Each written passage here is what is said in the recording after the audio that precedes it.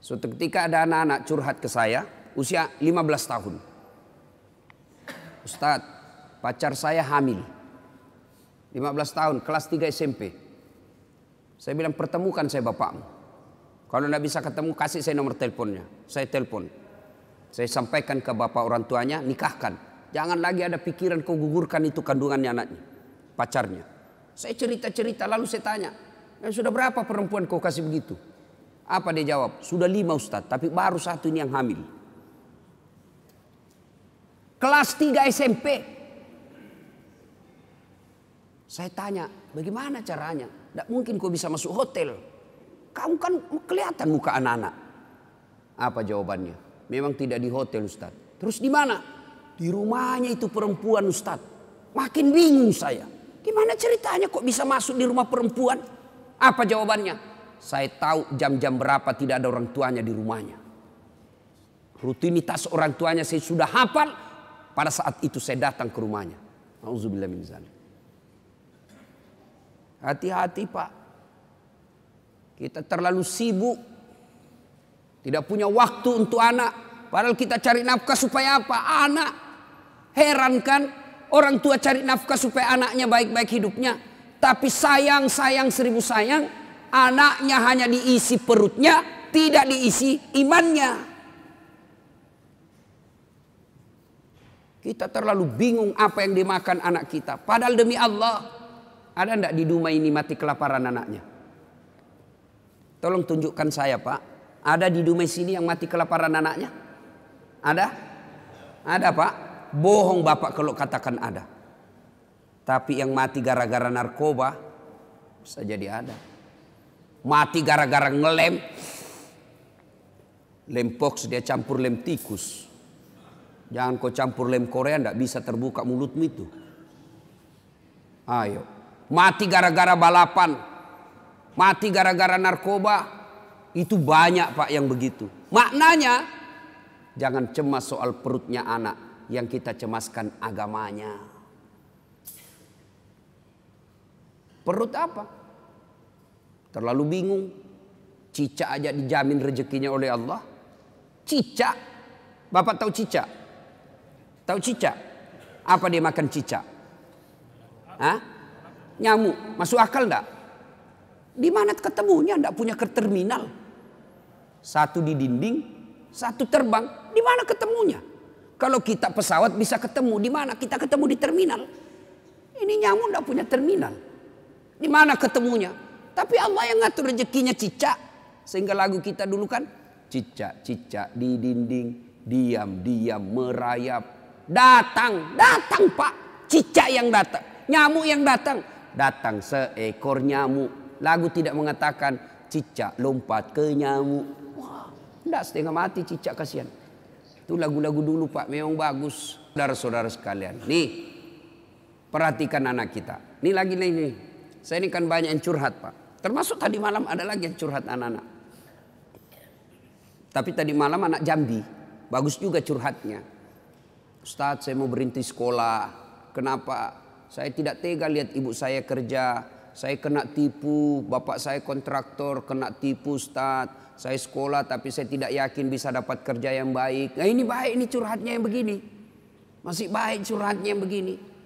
Tapi yang curhat lagi, apa yang curhat? Bilang gini, Ustadz, saya lagi di hotel Pak. Saya biasa kalau pergi ceramah saya rahasiakan hotel kamar. Kenapa? Untuk istirahat. Ini tiba-tiba resepsionisnya diberitahu nomor kamar saya. Datanglah ini anak muda usia 21 tahun. Dia ketuk pintu kamar. Assalamualaikum. Waalaikumsalam warahmatullahi wabarakatuh. Anak muda. Kenapa Dek? Boleh curhat Ustadz? Oh boleh, tunggu kalau gitu kita ketemu di lobi. Ceritalah saya di lobi. Apa dia cakap? Ustadz, kira-kira diampuni enggak dosa saya? Apa dosamu Dek? Saya pukul orang tuaku. Siapa? Bapakku saya pukul Ustaz. Wah, besar dosamu itu. Kenapa bisa? Pemabuk bapak saya Ustaz. Mabuk aja kerjanya siang malam. Dia pukul mama saya. Saya jengkel, saya pukul juga. Dalam hatiku benar juga ini sedikit. Lalu ya cerita-cerita. Nanti saya kaget. Waktu saya gali-gali masa lalunya. Dia bilang apa? Ustaz, Saya waktu kelas 3 SMP, kelas 1, kalau saya tidak salah dia bilang kelas 1 SMP. Waktu kelas 1 SMP, saya berhubungan suami istri dengan sepupu sekali saya. Kelas 1 SMP kelas berapa ya? Kelas 1 SMP umur berapa itu Pak? 12 tahun kan? 12 tahun. Usia 12 tahun, dia sudah berhubungan suami istri, berzina dengan sepupu satu kalinya, anak saudara bapaknya. Saya bilang, kau pacaran? Tidak, suka sama suka saja Ustaz. Berapa lama kau begitu? Apa jawabannya? Sampai kelas 1 SMA. Fakta, ini bukan sinetron. Kalau sinetron kan biasa dibuat-buat. Kisah nyata. Apalagi yang membuat miris hati saya ketika dia bilang apa? Ustaz, selesai itu karena dia menikah, saya begitu lagi dengan pamanku. Saudaranya mamanya, laki-laki. Berarti ini anak biseks. Laki oke, perempuan jadi. Selesai dengan pamannya, dia begitu lagi dengan kakaknya yang pertama kali ditiduri. Sepupu sekalinya. Auzubillah min zalik. Ini fakta. Hati-hati Pak. Apa yang rusak anak-anak kita sekarang? Ada yang tahu jawabannya? Kira-kira apa yang rusak anak kita sekarang? Nih, handphone. Smartphone. SMP SD dikasih handphone begini, rusak anak bapak. Metode mendidik orang tua sekarang mulai hilang, jauh dari nafas Islam.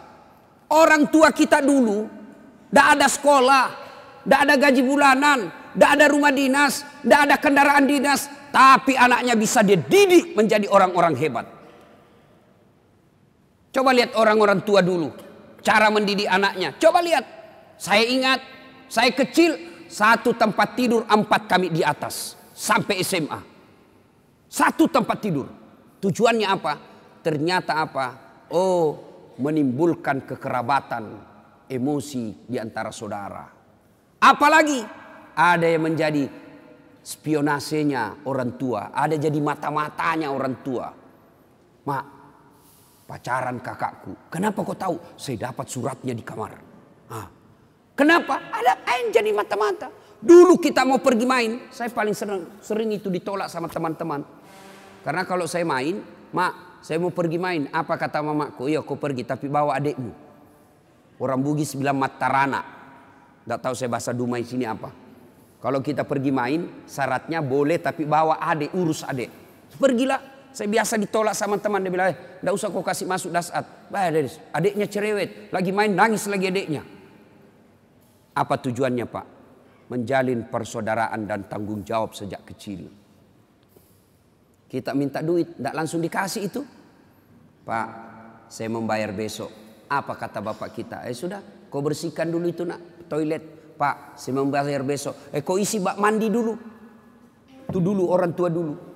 Sekarang bagaimana Pak? Katanya modern. Satu anak, satu kamar. Di kamarnya ada TV. Di kamarnya ada kulkas. Akhirnya apa?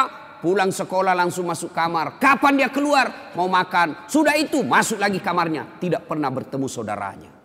Jangan heran. Begitu bapaknya meninggal. Hanya perkara warisan. Mereka berpengadilan. Dan tidak punya rasa malu. Coba lihat anak-anak kita sekarang Pak. Masya Allah. Bapak kalau anak-anak mau pergi sekolah cium tangan enggak? Bapak kalau anaknya mau pergi sekolah cium tangan? Cium tangan? Enggak percaya saya Pak. Itu cium tangan, kalau saya jabat tangan sama ibu saya begini cara saya. Cium dulu telapaknya. Atasnya dulu saya cium sekali. Baru telapaknya 2 kali. Itu namanya cium tangan. Anak-anak sekarang dia kasih gitu tangannya Pak. Enggak, di sliding Pak.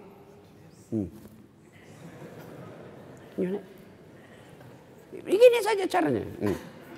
Di kepalanya di sini. Sekali tangannya cowoknya tabek Kak. Beleng-beleng. Hormat betul sama cowoknya, sama mamanya kurang ajar. Kalau mamanya yang telepon, nah jemput dulu ibu, bapakmu ndak bisa jemput, bapak masih sibuk di kantor. Apa jawabannya anak laki-laki? Capek mak, baru pulang kuliah. Memang enak kuliah mak, mama ndak pernah rasakan kuliah sih. Capek, saya ndak bisa. Giliran ceweknya yang nelpon, Kak, jemput dong. Tunggu dek, 10 menit saya datang. Inilah anak-anak kita. Coba, siapa yang salah? Apa sepenuhnya salah anak? Tidak, 90% salah orang tua. Bapak mau tahu enggak masa depannya dikubur nanti? Mau tahu masa depan dikubur? Lihat anak-anak kita sekarang, Pak. Kalau sudah dekat subuh, bunyi gerendel pintu. Siapa itu? Ternyata anak kita pergi ke masjid. Masya Allah, Bapak sudah kaya itu. Jam 5:30 anak-anak sudah pada pulang. Buru-buru mandi. Kenapa? Mau datang berjamaah ke masjid. Bapak sudah kaya meskipun bukan anggota DPR. Berapa banyak orang tua saya lihat. Pejabat publik, kepala dinas, pejabat berteras. Dicium tangannya sama pegawainya di kantor. Dimuliakan. Mau naik mobil dibukakan pintu mobilnya. Tapi sampai di rumahnya dilempar sama anaknya yang masih SMP. Orang tua paling miskin itu. Suatu ketika Nabi menuju ke satu tempat. Dalam perjalanan menuju ke tempat tersebut, Nabi melewati pemakaman. Nabi melewati pemakaman, lalu Nabi bersabda, saudara-saudara sekalian, langkahkan kakimu dengan cepat. Sahabat melangkahkan kaki dengan cepat. Sampai di tujuan. Balik lagi Nabi, melewati rute yang sama. Sahabat ketika lewat di pemakaman, langkahkan kakinya dengan cepat. Nabi bersabda, tidak usah cepat-cepat, tidak usah buru-buru, tenang saja. Sahabat bertanya, ya Rasulullah, tadi waktu pergi kami disuruh buru-buru, kan pulang tidak lagi. Ada apa ya Rasul? Nabi menjelaskan, begini, andai saja kau diberi telinga seperti pendengaranku, kau akan tahu betapa disiksanya tadi ini orang dikubur. Waktu pergi disiksa, saya tidak tahan, tidak betah, tidak tega mendengar dia diazab. Maka saya buru-buru supaya saya tidak dengar lagi dia disiksa. Tidak tahan saya dengar dia disiksa. Balik, tidak lagi. Kenapa ya Rasul? Saya mendapat berita dari Jibril. Allah perintahkan kepada malaikat penyiksa di kubur. Wahai malaikat, siksaanmu, hentikan siksaanmu. Tidak mungkin kusiksa itu orang tua di kubur. Sementara anaknya di dunia lagi belajar mengaji, membaca. Bismillahirrahmanirrahim. Baru bismillah dengan nama Allah pengasih penyayang. Baru itu dia baca. Allah perintahkan hentikan siksaan. Maka bapak-bapak, kekayaan kita sesungguhnya yang bisa membantu kita dikubur bukan rumah, bukan mobil, bukan tabungan, bukan kebun sawit. Tapi yang bisa menolong bapak ketika sudah di alam kubur adalah anak. Ibu-ibu saya tanya ibu. Ibu, kalau ibu meninggal kira-kira siapa yang doakan ibu? Suami? 3 bulan dia kawin lagi. Ini fakta Pak. Saya kan selalu belajar di medsos itu. Ada kawan saya naik haji, meninggal istrinya, nangis betul. Nelpon saya nangis terus, sampai bengkak matanya. Saya bilang, hebat betul ini bapak, sayang betul sama istrinya. Dan apa dia kata? Ustadz, sepeninggal istri saya rasanya terbang separuh jiwaku. Kayak lagu. Beberapa saat kemudian saya jogging di Karebosi. Jogging, ketemu saya masa itu bapak. Saya lihat, ada cewek ditemani, lebih muda, cantik, putih, tidak pakai jilbab. Saya tanya, Pak Haji, siapa itu? Dia bilang, yang baru Ustadz. Dalam hatiku, dia lupa bengkak matanya. Lalu siapa yang bisa mendoakan dan akan mengingat kita? Tidak usah contoh lah. Orang lain, saya nih Pak. Doakan saudara, jarang Pak. Nanti dia minta, dia doakan saya. Baiklah, itu kalau saya ingat. Tapi yang selalu saya doakan di sujud akhir setiap sholat saya, ibu bapak saya. Jadi yang bisa menyelamatkan, nolong kita ketika dikubur, anak. Jadi kalau ibu terlalu sibuk anaknya kursus aritmatika, kursus sampoa, kursus bahasa Jepang, tidak diajari agama, miskinlah ibu nanti di akhirat. Memang kalau anak kita nanti kan ini orang tua terlalu bangga ngajari anaknya bahasa Inggris. Hebat anak saya Ustaz. Baru 1 tahun sudah pintar bahasa Inggris. Yang kelas 2 pintar bahasa Jepang. Yang kelas 1-nya lagi nih SMP, dia sudah pandai bahasa Korea. Memangnya nanti kalau dia berdoa pakai bahasa Korea? Oh my God. Please help me my mother. Enggak lah, tetap pakai bahasa Indonesia. Maka ibu bapak saudara-saudara sekalian, nah bagaimana cara didik anak? Bapak boleh baca psikologi pendidikan, silahkan baca riset-riset majalah, silahkan. Tapi sesat dan menyesatkan ketika bapak meninggalkan Quran dalam mendidik anak. Dalam Al-Quran ada seorang manusia yang diabadikan namanya. Nah siapa? Adik-adik nih, siapa yang jawab saya kasih. Yang adik-adik bukan bapak-bapak. Adik-adik, siapa yang diabadikan namanya dalam Quran karena hebat dalam mendidik anaknya. Dia bukan nabi, bukan rasul, tapi diabadikan namanya menjadi nama surah. Siapa? Siapa namanya? Ayo, saya kasih hadiah. Sini. Berdiri sini. Saya kasih hadiah. Sebelum dijawab pertanyaan itu ada passwordnya. Passwordnya adalah siapa namanya neneknya Ustadz Dasad.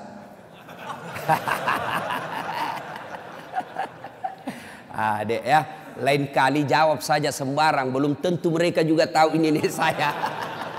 Itu namanya kritis. Ya, ayo siapa namanya orang tua yang hebat mendidik anaknya lalu diabadikan menjadi nama surah? Siapa namanya, Dek? Dika. Oh, nama Dika dia, tapi nama yang saya maksud ya, orang tua yang diabadikan namanya dalam Quran, siapa namanya? Luqman. Tepatnya Luqmanul Hakim. Sudah ada benarnya, ada apa dia? Oke. Salam tangan dulu, bos. Ya. Beda itu rasanya uang ustadz dengan uang Kapolres. Bapak saudara-saudara sekalian, namanya Luqmanul Hakim. Diabadikan menjadi nama surah karena hebat dalam mendidik anaknya. Nah, maka karena waktu terbatas, bapak kalau mau ibu, bapak mau mendidik anak, buka Quran surah Luqman mulai dari ayat 13. Allah ajarkan menurut Luqmanul Hakim, ya bunayya, wahai anakku, la tusrik billah, jangan kau serikatkan Allah. Artinya yang pertama diajarkan kepada anak akidah. Anak-anak kita kecil-kecil, 7 bulan, 9 bulan, 1 tahun. Mereka anak kecil kan senang lagu. Maka perkenalkan lagu-lagu Islam. Perkenalkan akidah, tauhid melalui lagu. Ada waktu saya kecil kan lagunya begini. Topi saya bundar, bundar topi saya. Kalau ibu-ibu dulu kalau dia didik anaknya, lagunya dia perkenalkan sejarah Nabi melalui apa? Lagu. Pada zaman dahulu kala, pada zaman jahiliyah. Saya tanya ibuku lagi nyanyi, kenapa zaman jahiliyah, mak? Dia jawab, lahirlah seorang rasul yang terakhir dan mulia. Saya tanya, siapa nama Nabi terakhir, mak? Dia jawab lagi, Nabi Muhammad namanya. Siapa nama ibunya, mak? Siti Aminah ibunya. Bapaknya siapa? Abdullah nama ayahnya. Di mana tinggal? Di Dumai atau Pekanbaru? Madinah tempat tinggalnya. Terus selanjutnya, mak, dia lanjut lagi lagunya. Setelah dewasa diangkat menjadi rasul. Siapa yang angkat? Ketua RT atau Pak Desa? Oleh Allah yang kuasa. Allah itu siapa, mak? Pencipta alam semesta. Akidah masuk. Itu lagu dulu. Kalau datang suaminya, dia hibur. Marah suaminya, dia nyanyi juga ibu-ibu dulu. Nyanyi tapi sopan lagunya. Marah-marah suaminya. Pak, pak, pak, pak, pak. Nyanyilah dia. Insaflah wahai manusia, bila dirimu bernoda. Marah lagi suaminya. Dia goyang kepalanya. Joget juga tapi kepalanya aja goyang dengan tangan jari-jarinya. Dialah pengasih dan penyayang kepada semua insan. Itu lagu-lagu zaman dulu. Ibu-ibu tidak ada majelis taklimnya tuh, tidak ada baju seragamnya. Dulu. Sekarang ibu-ibu apa lagunya? Yo ayo, yo ayo, yo ayo. Ayo apa? Ayo poligami.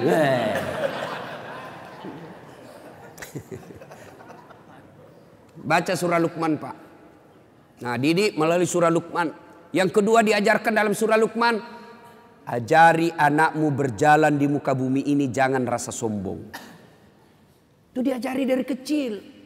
Kita bersaudara bisa jadi satu rahim, satu jalan keluar, tapi rezeki berbeda, akhirnya anak pun kita berbeda. Bapak kaya, saudaranya bapak yang tua juga kaya, yang bungsu miskin. Mereka bersepupu sekalian anak kita, mereka berbeda status ekonomi. Jangan biasakan anak kita sombong di depan sepupunya. Kan banyak ini, Pak, bapaknya yang kaya, anaknya kurang ajar. Pembantunya kasar, sopirnya kurang ajar dia. Oh, itu sampaikan, saya bosnya ini sopir, bukan kamu. Saya ini bosnya ini pembantu, bukan kamu. Jangan kau kurang ajar sama pembantu. Itu ajarin begitu. Bapaknya yang Kapolres, anaknya jadi Kapolda. Semua pegawainya bapaknya dia perintah. Enggak boleh itu. Ajarkan kepada kita sopan santun. Jangan dia muka sombong di muka bumi ini. Dan seterusnya dan seterusnya. Banyak, baca surah Luqman. Dan yang paling terakhir, jangan lupa doakan. Apa doanya anak soleh? Allah ajarkan sebuah doa kepada Ibrahim alaihissalam yang ada dibadikan dalam Quran. Rabbi habli minas solihin. Ya Allah, berikan hamba anak yang soleh. Amalkan itu. Ibu-ibu lagi suap anaknya atau cucunya. Suap sambil doa. Rabbi habli. Mama. Rabbi surah, Rabbi habli minas solihin. Lagi di mandi anaknya disampo. Rabbi habli minas solihin. Mau tidur anak kita, usap-usap kepalanya. Rabbi habli minas solihin. Mau pergi sekolah, dekap dia. Rabbi habli minas solihin. Anak kita bertanya, apa itu bunda? Saya doakan Nanda supaya anak jadi anak yang soleh. Sampai di sekolah mau bolos anaknya. Enggak deh, saya enggak bolos. Tadi bunda saya mendoakan saya jadi anak yang soleh. Coba diamalkan itu. Ada kemanakan saya, Pak, sudah mau maghrib masih main bola. Saya panggil, Fatur, sudah Mina, ayo berjamaah ke masjid. Sedikit lagi om. Oke, dia main futsal. Saya tunggui. Azan maghrib masih main bola. Terpaksa Ustadz Dasat masuk lapangan. Saya bisik telinganya. Rabbi habli minas salihin. Langsung menangis. Heran semua orang lihat. Ih, hebatnya Pak Ustadz. Dia bisik saja kemanakannya menangis. Dia tidak tahu telinganya saya bisik. Tanganku dibawa menjepit.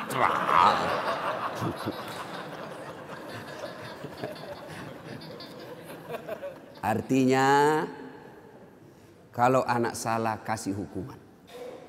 Anak melanggar jangan tidak dihukum. Supaya dia sadar bahwa kalau kau melanggar pasti ada sanksi dan hukuman buat kamu. Tapi jangan lupa hidayah dan petunjuk datang dari Allah Subhanahu wa taala. Ibu bapak saudara-saudara sekalian, inilah tausiah kita pada taklim kita kali ini. Mudah-mudahan ada manfaat. Terima kasih kepada Bapak Andi Abdul Latif yang telah memfasilitasi sehingga saya bisa sampai di tempat ini. 2 hari saya berada di tempat ini, subhanallah, alhamdulillah. Senang sekali bisa bersilaturahmi dan itulah nikmatnya persaudaraan dalam Islam. Insya Allah selengkap nanti balik ke Jakarta lalu ke Timika, lanjut lagi ke Timika, dari Timika ke Bombana, dari Bombana ke Pontianak, dari Pontianak ke Bima, dan seterusnya. Tanggal 21 saya ulang tahun. Saya pikir saya istirahat di situ, ternyata ada lagi sepupu teman minta, Ustadz minta lah, ya sudahlah tambah acara. Lanjut lagi, saya pikir tanggal 25 hari Natal saya libur, ternyata ada lagi maulid. Tak apa-apa, mereka melaksanakan Natal, kita juga melaksanakan maulid. Jadi ibu bapak saudara-saudara sekalian mohon doa supaya kita tetap istiqamah dalam dakwah. Sebelum saya akhiri saya mau cerita. Cerita terakhir. Ada orang imam penghafal Quran, anak-anak santri, ya anak remaja dikirim ke pesantren. Hafal Quran.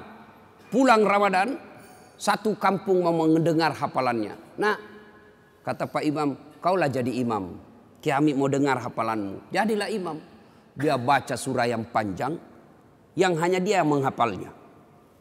Al-Fatihah lancar. Begitu dia baca surah itu, yang panjang itu yang hanya dia menghafal, tiba-tiba ada cicak jatuh. Cicak jatuh, kena telinganya, kaget. Begitu dia kaget, stres. Orang stres hilang hafalan Pak. Dia lupa apa sambungannya ini. Dia ingat-ingat, tidak bisa dia ingat. Dia lupa betul. Dia tunggu dari bantuan dari belakang. Tidak ada yang bisa bantu. Masjid hening. Hening masjid. Tiba-tiba ini imam berteriak, tolong bantu di belakang. Dia bilang di belakang, saya juga tidak tahu. Tiba-tiba berteriak anak muda satu di belakang sekali. Dia bilang, kalau begitu ya sudah, Allahu Akbar. Kisah berikutnya. Kisah berikutnya. Ini fakta saya ngalami. Waktu saya masih kecil. Berjamaah asar. Ketika sujud, lama sekali imam sujud. Kenapa imam lama sekali ini? Teman saya penasaran. Sudah hampir 2 menit masih sujud juga. Akhirnya teman saya dia angkat kepalanya. Langsung teriak, wih hilang imam. Wah, ternyata imam keluar dari samping. Kacau masjid. Bubar. Selesai saya tanya Pak Imam, kenapa tinggalkan masjid? Jamaah, dia bilang, saya kentut nak. Sebelum Pak Imam, lain kali kalau kentut kasih bangkit jamaah, angkat kepala supaya kami lihat. Dia bilang apa? Saya sengaja nak, saya malu kau lihat. Saya sengaja tidak bangkitkan kau, saya malu saya kau lihat. Kacau masjid. Apalagi, saya berjamaah waktu itu KKN. Saya belum jadi ustadz. Ada kawan saya pakai gamis, pakai songkok. Saya cuma pakai baju biasa. Saya pikir, oh ini pasti anak pesantren. Jadi imam baca Al-Fatihah lancar. Begitu dia baca Al-Kafirun, saya sudah mulai bilang, berani betul ini dia baca Al-Kafirun. Dia baca, wala antum abiduna ma a'bud, wala ana abidu ma abadtum, wala antum abiduna ma a'bud, wala ana abidu ma abadtum, wala antum. Ini teman saya anak fakultas sastra, dia teriak, woi kenapa itu tak putar-putar tidak mau sampai? Langsung dia bilang ini juga kupikir. Kacau sholat. Ya. Kalau imam salah, berantakan satu masjid. Dalam fikih berjamaah, siapa saja boleh jadi makmum. Orang gila sampai orang waras boleh jadi makmum. Orang dewasa sampai belum balik boleh jadi makmum. Tentara, polisi boleh jadi makmum. Tapi jadi imam tidak boleh orang sembarang. Harus ketat syaratnya. Kenapa? Karena kalau imam bermasalah, batal kita punya jamaah. 2019 Indonesia milih imam. Hati-hati. Jangan milih imam karena kita satu kampung. Jangan milih imam karena satu partai. Jangan milih imam karena kita dapat proyek. Tapi pilihlah imam yang betul-betul mampu menyelamatkan negara Republik Indonesia dan melindungi umat Islam di tanah air kita.